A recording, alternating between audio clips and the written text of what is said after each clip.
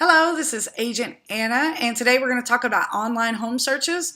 Whether you're looking to buy or rent, you're probably going to be searching online, and I think it's important to know the differences between them. So today I'm going to start with a talk about the MLS. The multiple listing service is not really a place where you can go and search for properties, but it's where agents go and enter information once they have a listing, and I think it's kind of important to understand how that fits into the mix when you're searching for properties online.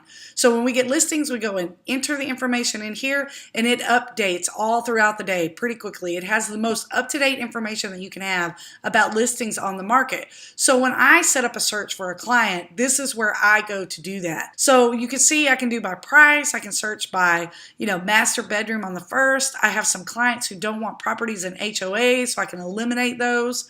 Also, I can search by map. I can plot that map.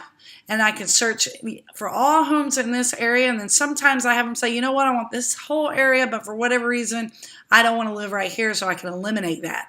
And then what happens is I send an email to them every time I could send an email every time it updates, but that would just totally blow out the email. So what I do is I send daily emails or weekly emails, depending on, how far along in the search that they are. The next place that you can search for properties are agents or brokerages website. 90% of agents and brokerages have their own website. We all pull information directly from the MLS, and it's not just for listings for me or my brokerage, it's all of them.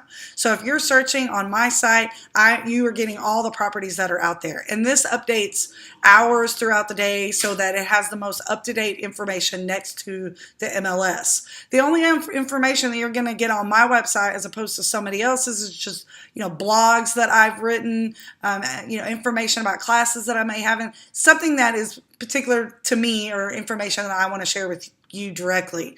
The next popular site that you have is Zillow. It's very user friendly. It has some really cool features.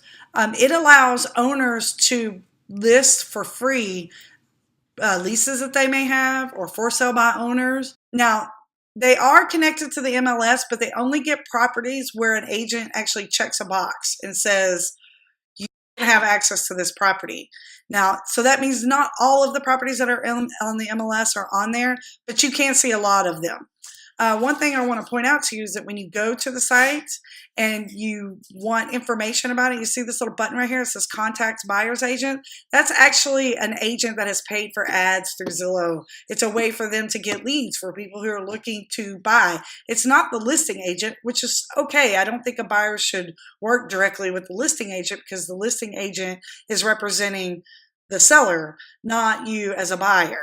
I just think it's important for you to know that. Also, one thing that you should know when you're looking, so if you go to for sale, let's say you're just looking for lease and a lease property, and let's click on this property right here. So if you request a tour, you're going to go to one of those buyer's agents that I was talking about before that's paid to get that lead information sent over to them. But another thing that you should know is when you scroll down past all the information that they share with you, right here down at the bottom, you see this phone number right here? This is actually the person that put the listing in there. So if it was an owner or a landlord that did that, you can actually call them directly and skip contacting the agent that actually paid for the ad. So I think that's good information. Also, Trulia, owned by Zillow, they're the exact same company. It's just different formats. Some people prefer one over the other. The biggest complaint I get from these type of websites is that they're not as up to date. So you could have properties that have been sold, and for whatever reason, it just hasn't updated to their system yet. And that's because it's not just connected directly to the MLS like the other websites are.